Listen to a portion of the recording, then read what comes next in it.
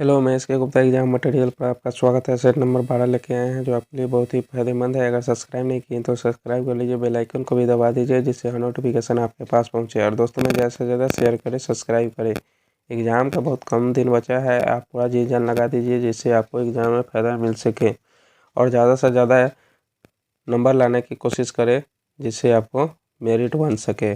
और आप अपने सिर्फ एक सीट से मतलब रखिए, ये नहीं देखिए कि फॉर्म इतना आ चुका है, ये नहीं, तब कभी भी जॉब नहीं होने वाला है। ये प्रीवियस ईयर का क्वेश्चन है, आप इसी पैटर्न पर तैयारी करें। अगर नहीं देखे हैं मेरा वीडियो तो प्लेलिस्ट बना हुआ है, उस पर जाकर टोटल वीडियो जीके के देख लीजिए जिससे आपको जीके जीएस बहुत ज़्यादा स्ट्रांग हो जाए। चलिए क्वेश्चन स्टार्ट करते हैं। ये देखिए, उससे पहले करने से पहले बीपीएससी द्वितीय प्राथमिक शिक्षक पीटी परीक्षा 11/4/1999 का ये पूछा हुआ क्वेश्चन है। ठीक है, चलिए क्वेश्चन नंबर पर चलते हैं। सम्राट अशोक की धर्म को अपनाया।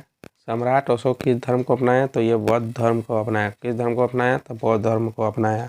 नेक्स्ट पर चलते हैं। कौटिल्य ने किसकी रचना की थी? कौटिल्य ने किसकी रचना की थी? तो ये अर्थशास्त्र की रचना की थी। नेक्स्ट पर चलते हैं। ख्वाजा मोइनुद्दीन चिश्ती की दरगाह कहाँ है? ख्वाजा मोइनुद्दीन चिश्ती की दरगाह कहाँ है? तो ये अजमेर में है। अजमेर कहाँ है? तो ये राजस्थान में है। राजस्थान में है। नेक्स्ट पर चलते हैं। अमीर खुसरो किसके शिष्य थे? अमीर खुसरो किसके शिष्य थे? तो ये शेख निजामुद्दीन औलिया के शिष्य थे। नेक्स्ट पर चलते हैं। दिल्ली के लाल किले का निर्माण किसने करवाया? तो ये शाहजहां ने करवाया था दिल्ली के लाल किले का।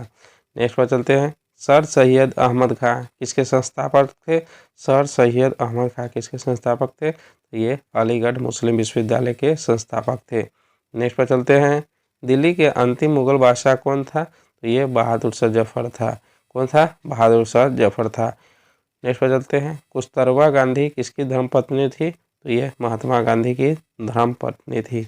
महात्मा गांधी का जन्म कब हुआ? 2 अक्टूबर 1869 ईस्वी को, और मृत्यु इनका 30 जनवरी 1948 ईस्वी को हो गया। नेक्स्ट पर चलते हैं। प्लासी का युद्ध कब हुआ था? तो प्लासी का युद्ध 1757 में ईस्वी में हुआ था। नेक्स्ट पर चलते हैं। भारत की स्वतंत्रता कब प्राप्त हुई थी? तो ये 15 अगस्त 1947 ईस्वी को प्राप्त हुई थी। नेक्स्ट पर चलते हैं। लोकतांत्रिक सरकार कैसी शासन व्यवस्था है? लोकतांत्रिक सरकार कैसी शासन व्यवस्था है? तो इसमें समान नागरिकों का भागीदारी होती है। इसमें समान नागरिकों का भागीदारी होती है। नेक्स्ट पर चलते हैं। बड़े नगरों में स्थानीय स्वशासन की संस्थाएं क्या कहलाती है? तो ये नगर निगम कहलाती है। क्या कहलाती है? नगर निगम कहलाती है। नेक्स्ट पर चलते हैं। पंचायती समिति के प्रशासन का प्रबंध एक सरकारी अफसर करता है।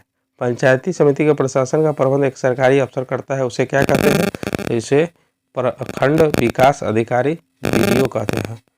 शॉर्ट में किसे कहते हैं? बीडीओ कहते हैं, और इसको प्रखंड विकास पदाधिकारी कहते हैं।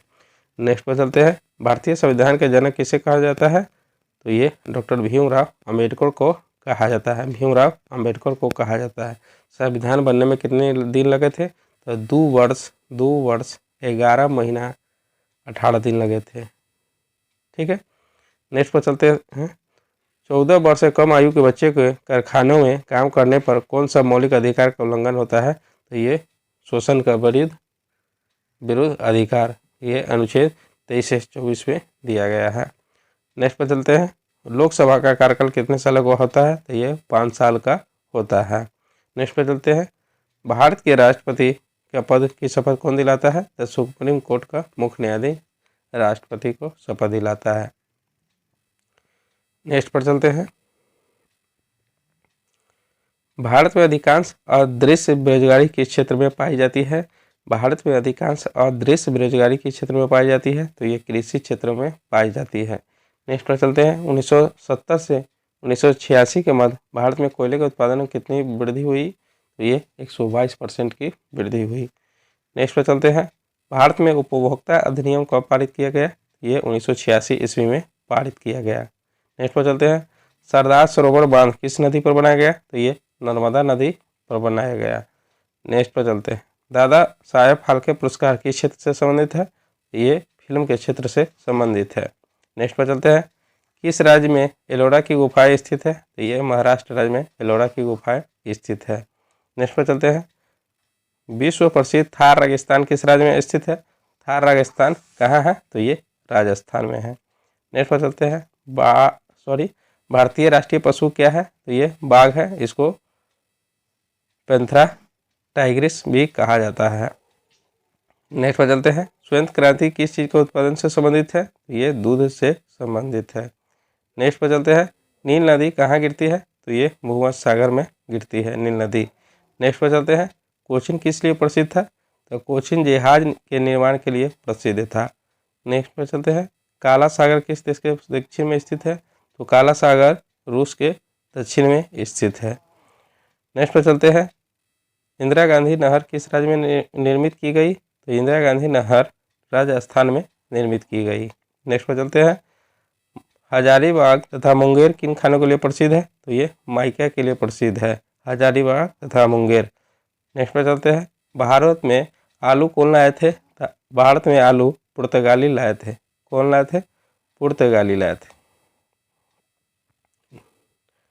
नेक्स्ट पर चलते हैं। एक वस्तु का जड़त्व की प्रत्यक्ष निर्भरता किस पर है? एक वस्तु का जड़त्व का प्रत्यक्ष निर्भरता किस पर है? तो ये द्रव्यमान पर है। नेक्स्ट पर चलते हैं। एक वस्तु का अधिकतम वजन कहाँ होता है? तो एक वस्तु का अधिकतम वजन कहाँ होता है? तो पृथ्वी के ध्रुव पर होता है। नेक्स्ट पर चलते हैं। दो रेल संधियों के बीच अंतराल क्यों रखा जाता है? दो रेल संधियों के बीच अंतराल क्यों रखा जाता है? रेखीय विस्तार को समायोजित करने के लिए, रेखीय विस्तार को समायोजित करने के लिए। नेक्स्ट पर चलते हैं। कई वस्तु अधिक निम्न तापक्रम पर अपनी विद्युतीय प्रतिरोध खो बैठते हैं। इन वस्तुओं को क्या कहते हैं? तो इन वस्तुओं को अतिचालक कहते हैं। नेक्स्ट पर चलते हैं। यदि किसी तत्व में विद्युत धारा को दोगुना किया जाता है तो उससे उत्पादित ऊष्मा की कितनी होगी? तो ये चौगुना होगा। ठीक है, अगर आप लोगों को पसंद आया है तो please like, subscribe and comment करना ना भूलें। मिलते हैं नेक्स्ट वीडियो में।